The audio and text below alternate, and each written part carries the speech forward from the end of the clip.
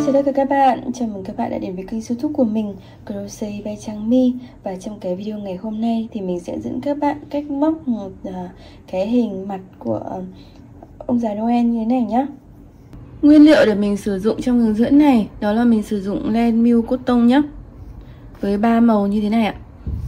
Kim móc là kim 2.5 ạ, kéo kim khâu, và mình có sử dụng mắt cỡ 4mm, mắt dán ạ. Mình sẽ sử dụng keo nến để dán nhá. Ở đây mình sử dụng súng bắn keo này. Hàng thứ nhất thì mình sẽ móc bắt đầu bằng cái chỉ màu da nhá, màu hồng á. Các bạn sẽ tạo vòng tròn ma thuật, mình quấn vòng quanh ngón tay như thế này.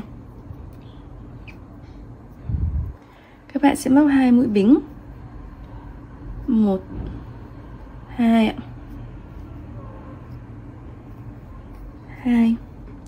Sau đó thì mình sẽ móc là 12 mũi kép đơn vào cái vòng tròn này.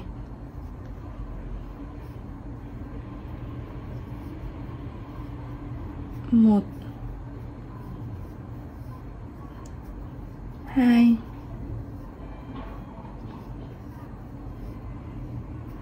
3. Cứ tương tự như vậy các bạn sẽ móc thêm 9 mũi kép đơn nữa nhé. Sau khi được 12 mũi thì các bạn sẽ kéo cái phần dây này để nó nhỏ lại nhé, và móc một trượt, vào cái mũi kép đầu tiên. Mình sẽ cắt và giấu chỉ thừa đi.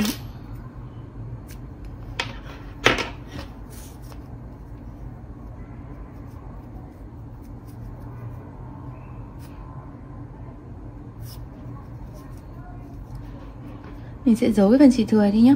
Hoặc nếu mà mình sử dụng để dán và trang trí ở cái mặt sau rồi ấy, thì các bạn buộc hai cái chỉ này vào với nhau và cắt bớt đi cũng được ạ.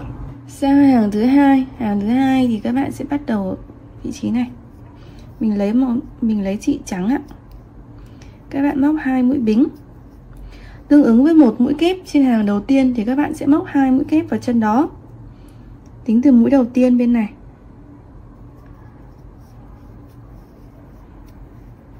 1 này, 2 này. Mình có thể kéo giấu luôn cái chỉ thừa màu trắng ở bên trong mũi móc nhé. Và cứ như vậy với mỗi một mũi kép các bạn sẽ móc 2 mũi như vậy.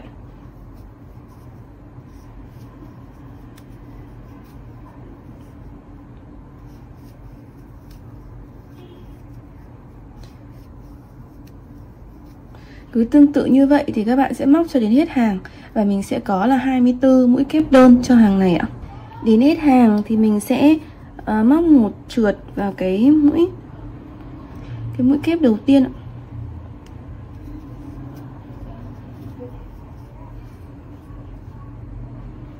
Và xong hàng thứ hai. Sang hàng thứ ba thì mình sẽ móc là 3 mũi bính,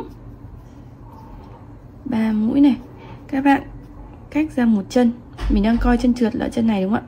Các bạn cách ra một mũi, móc một trượt vào chân tiếp theo. Sau đó lại 3 mũi bính, cách ra một mũi, móc một trượt vào chân tiếp theo. Tương tự như vậy các bạn sẽ lặp lại thêm 4 lần nữa. Mình sẽ có tất cả 6 cái khoảng trống 3 bính nhé. Mình sẽ có 6 này, 2, 3, 4, 5 và 6. Hàng tiếp theo các bạn sẽ móc một mũi bính. Mình quay đầu lại. Trên mỗi một cái khoảng trống 3 bính này các bạn sẽ móc giống nhau. Đó là một đơn, 3 mũi kép đơn, 1, 2, 3, một đơn. Và sang bên cái khoảng trống 3 bính tiếp theo các bạn sẽ lặp lại tương tự. Một đơn, 3 mũi kép,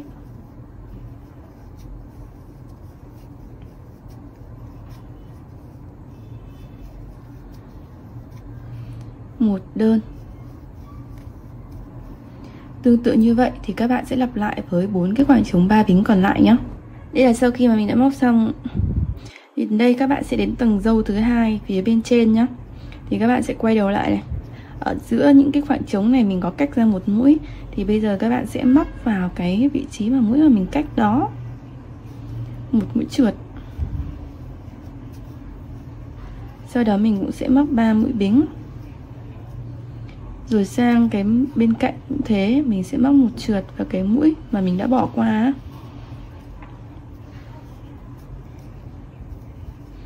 Cứ tương tự như vậy thì các bạn sẽ móc tiếp 1, 2, 3, 4 lần như vậy nữa.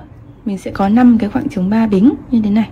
Sau đó thì mình cũng sẽ lại lặp lại tương tự giống như hàng 4, là mình sẽ móc những cái đoạn như thế này. Thì các bạn cũng sẽ móc một mũi bính. Mình quay đầu móc trên khoảng trống 3 mũi bính này, một mũi đơn, 3 mũi kép đơn, 1, 2, 3, một đơn. Và các bạn cũng sẽ lặp lại tương tự với 4 cái khoảng trống 3 bính còn lại ạ. Hàng tiếp theo các bạn sẽ quay vào, mình móc tầng râu thứ 3 phía bên trong. Thì ở đây các bạn sẽ đi một vào trượt vào cái mũi ở hàng 1 này. Các bạn sẽ móc vào cái phần như thế này, cái đầu mũi móc nhé. Mình nhìn kỹ nhé. Cái chân móc này, các bạn vòng qua bên này. Mình sẽ móc một trượt. Sau đó là 3 mũi bính. Rồi các bạn cũng làm tương tự với mũi bên cạnh. Một trượt, 3 bính, một trượt sang bên cạnh này nữa. Các bạn sẽ làm thêm 2 lần nữa để mình sẽ có là 4 cái khoảng trống 3 bính ở trên hàng này nhé. Sau khi mà mình được 4 cái khoảng trống 3 bính này rồi thì các bạn cũng sẽ làm tương tự. Đó là mình sẽ đi lên một bính, quay đầu lại. Các bạn sẽ móc vào mỗi cái khoảng trống 3 bính này tương tự như đã móc trước đấy, là một đơn, 3 mũi kép, 1, 2, 3, một mũi đơn nữa. Và lặp lại với 3 cái khoảng trống 3 bính còn lại nhé. Sau khi xong thì các bạn sẽ cắt và đưa cái chỉ thừa này ra phía đằng sau nhé. Các bạn mình sẽ đưa phía đằng sau tại cái chân móc này luôn.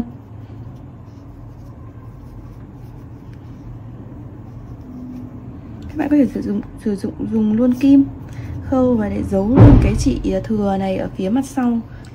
Tiếp đến thì mình sẽ móc cái phần mũ của ông già Noel. Các bạn sẽ móc từ đây đi nhé. Móc trên hàng thứ 2. Ở đây cái chân trượt cuối của mình vào mũi này thì các bạn sẽ cách ra một mũi và lấy một chân móc sang cái mũi tiếp theo. Móc một mũi bính này, thêm một mũi bính nữa là 2 này. Sau đó thì các bạn sẽ móc 3 mũi kép tại chân này luôn nhé. 1,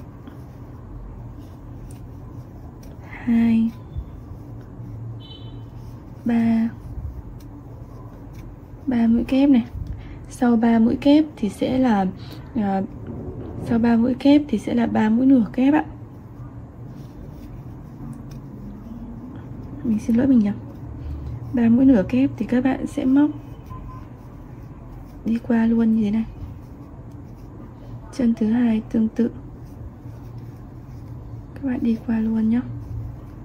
Mũi thứ 3. Sau đó sẽ là 2 mũi đơn ạ.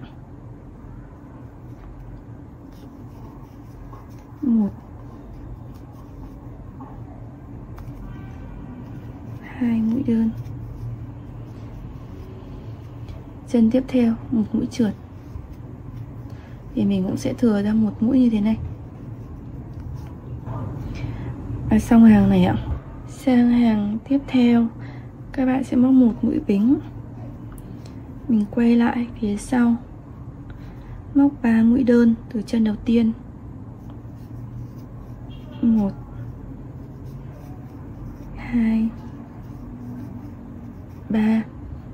3 mũi đơn, sau đó là 2 mũi nửa kép. 1, 2 mũi nửa kép. 2 mũi nửa kép xong là đến 2 mũi kép. 1, 2. Tiếp tục sẽ là một mũi nửa kép và một mũi đơn và cái chân mũi kép cuối này. Mình sẽ được như thế này. Tiếp đến thì các bạn sẽ móc là một mũi bính, quay đầu lại. Các bạn sẽ móc là 5 mũi đơn ạ. Bắt đầu từ mũi đầu tiên này.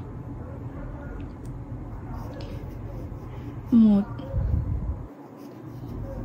2, 3, 4, 5 ạ. Sau 5 mũi đơn sẽ là 4 mũi trượt. 1, 2, 3, 4. Tiếp đến mình sẽ móc 5 mũi bính. 3, 4, 5. Bỏ qua mũi bính đầu tiên nhé. Các bạn sẽ xoay đằng sau này, móc vào cái phía đằng sau của chuỗi bính là một mũi đơn. Sau đó sẽ là 3 mũi nửa kép cũng vào mặt sau. 1, 2, 3 này.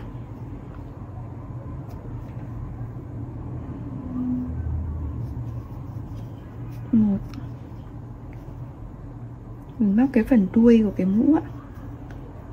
2,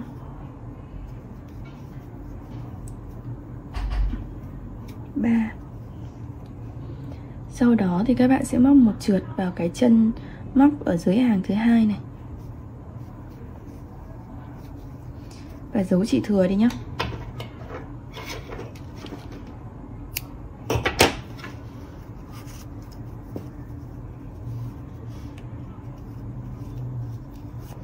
Các bạn sẽ khâu và giấu chỉ thừa đi. Phần mũi và phần quả bông thì các bạn sẽ móc giống nhau. Thì mình sẽ chỉ hướng dẫn đối với cái quả bông này. Bạn sẽ tạo vòng tròn ma thuật này.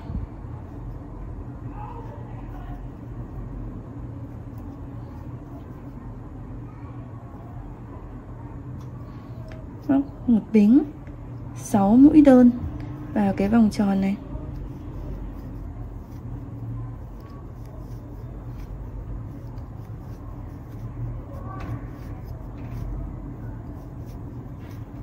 Kéo cái phần dây này cho nó khít lại. Một trượt vào cái mũi đơn đầu tiên. Hàng thứ hai thì sẽ là một mũi bính. Sau đó thì các bạn sẽ móc 6 mũi đơn vào 6 mũi đơn. Ở đây nó màu trắng này, nó hơi khó nhìn một chút thì các bạn cũng móc cứ một cái chân móc thì các bạn sẽ móc là một mũi đơn thôi. Làm sao các bạn đếm đủ 6 mũi nhé. Nó hơi khó nhìn nên là mình sẽ đếm 6 mũi là mình sẽ dừng.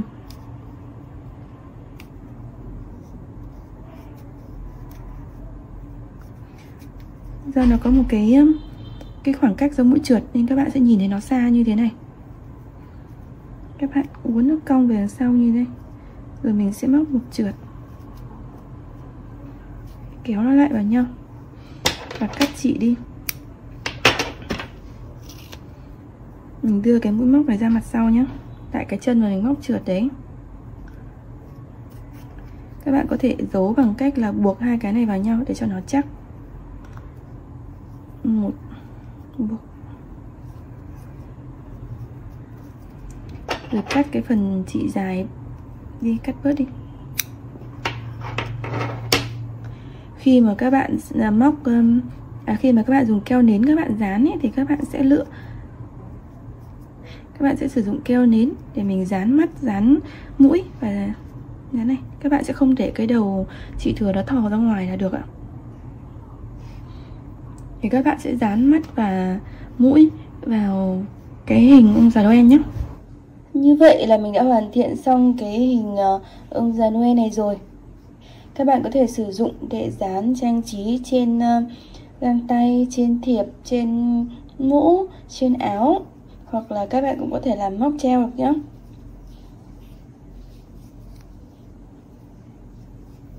Chúc các bạn thành công ạ. Và đừng quên like, share và subscribe kênh YouTube của mình Crochet by Trang My nếu các bạn thích những cái video của mình. Cảm ơn các bạn rất là nhiều ạ.